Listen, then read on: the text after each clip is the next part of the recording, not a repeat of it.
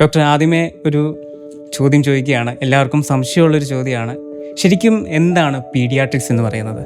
Paediatrics എന്ന് പറയുന്നത് ജനനം മുതൽ 18 വയസ്സ് വരെ പ്രായക്കാർക്ക് ഉള്ള ശാരീരികവും മാനസികവും സാമൂഹികമായ ക്ഷേമത്തിന് വേണ്ടിയുള്ള വൈദ്യശാസ്ത്ര ശാഖയാണ്.